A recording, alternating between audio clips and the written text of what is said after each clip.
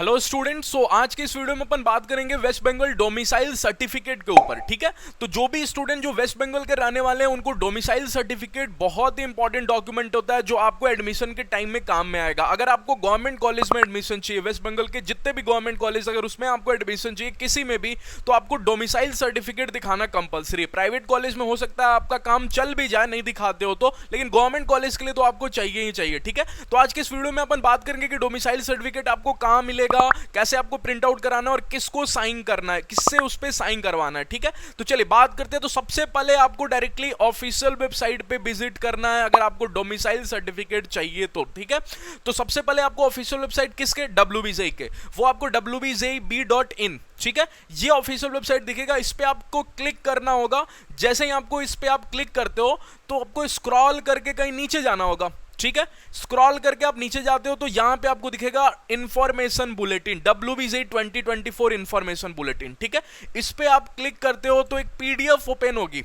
Okay, इस PDF में आपको स्क्रॉल करके नीचे जाना होगा। ठीक है, स्क्रॉल करते रहना, स्क्रॉल करोगे फिर नीचे जाओगे तो कहीं आपको पेज नंबर आपको यहां पे दिख रहा होगा, पेज नंबर, हाँ यहां पे दिख गया। ठीक है, 25, पेज नंबर 25 पे आपको मिलेगा प्रोफॉर्मा A1। ठीक है सर, ये क्या होता है?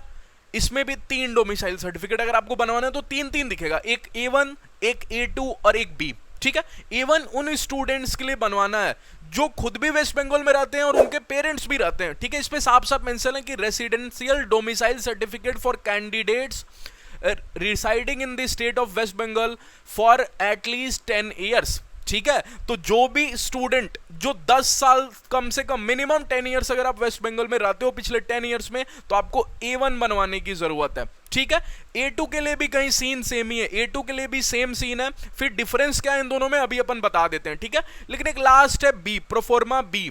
ये उन स्टूडेंट्स के लिए बनवाना है जो खुद वेस्ट बंगाल में नहीं रहते, उनके पेरेंट्स रहते हैं। यहां पे लिखा हुआ है देखो, resident domicile certificate for candidates residing in the state of West Bengal whose parents. ठीक है, मतलब आप खुद वेस्ट बंगाल में नहीं रहते, मान जो कि कोई स्टूडेंट बाहर पढ़ाई किया, दूसरे स्टेट में पढ़ाई किया, उसका क्लास 12 क्लास 10 सभी दूसरे स्टेट में है, लेकिन उसके पेरेंट्स पिछले 10 साल से वेस्ट बंगाल में रहते हैं, तब भी आपका काम चल जाएगा। मतलब सर मैं वेस्ट बंगाल का नहीं हूं, ठीक है, मैं कहीं और रहता हूं, लेकिन मेरे पेरेंट्स, बहुत सारे स्टूडेंट के साथ ऐसा होता है, मेरे पेरेंट्स रहते हैं वो भी पिछले 10 साल से वेस्ट बंगाल में, और उनके पास वेस्ट बंगाल के सभी आपको Aadhaar card, voter card, ration card, सब चीज वहां का है, तब भी आपको काम चल जाएगा। लेकिन उस टाइम आपको प्रोफॉर्मा B फिल करने की जरूरत है।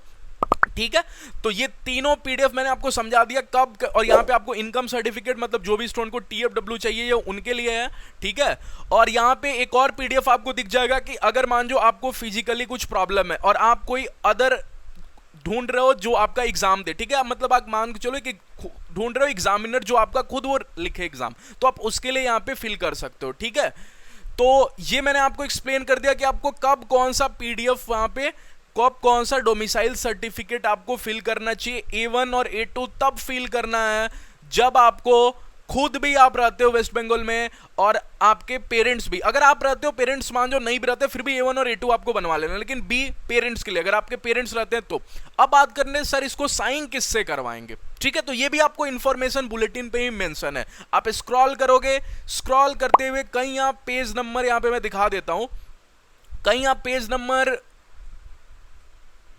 यहां पे आपको स्क्रॉल करना होगा, और ठीक है तो आपको यहां पे दिखेगा। ठीक है, पेज नंबर 16 पे यहां पे देख लेना, ये सभी चीजें जो मेंशन है यहां पे, ये आपको A1 के लिए, A1 और B के लिए, इतने लोगों से आपको साइन कराना है। ठीक है, साथ में एक हाईलाइट करके भी पॉइंट नंबर आपको B दिख रहा होगा। ठीक है, यहां पे देखोगे और इसको पढ़ लेना, ये सभी पढ़ लेना। ठीक है, इतने लोगों से आपको साइन करवाना है। ओके, इतने लोगों में से मतलब किसी से भी एक से साइन करवा, सभी से साइन करवाने की जरूरत नहीं, किसी एक से साइन करवाना है आपको।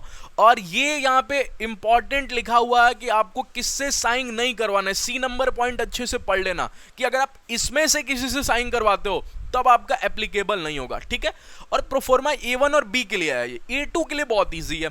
मतलब जो स्टूडेंट खुद रहते हैं वेस्ट बंगाल में 10 ईयर से, वो सोच रहे हैं सर A1 और A2 में कौन सा बनवाओ, तो मैं रिकमेंड करूंगा A2 बनवाओ। क्यों? क्योंकि वो बहुत ईजी होता है बनवाना। क्यों? क्योंकि उसको आपको स्कूल के प्रिंसिपल से भी साइन करवा लोगे तो काम चल जाएगा, ठीक है। मतलब आप जिस स्कूल से पास आउट किए हो, 12 जिस स्टूडेंट से, जिस कॉलेज से, जिस स्कूल से आपने 12th किया हुआ है, उसके प्रिंसिपल से भी अगर आपने साइन करवा लिया ना तो आपका काम बन जाएगा। तो इस वीडियो में मैंने आपको एक्सप्लेन कर दिया कब आपको A1, कब आपको A2 और कब आपको B बनवाना चाहिए और किससे आपको साइन करवाने की जरूरत है, ठीक है। तो आई होप आपको वीडियो पसंद आया हो तो प्लीज लाइक कर देना, चैनल पे बने रहना। WBJ रिगार्डिंग सभी इंपॉर्टेंट अपडेट, साथ में WBJ का क्रैश कोर्स अभी चल ही रहा है, काउंसलिंग रिलेटेड वीडियो, सब कुछ WBJ रिगार्डिंग इस चैनल पे मिलेगा। तो चैनल को सब्सक्राइब कर देना, नोटिफिकेशन बेल को ऑन कर लेना। Keep watching, thank you all of you.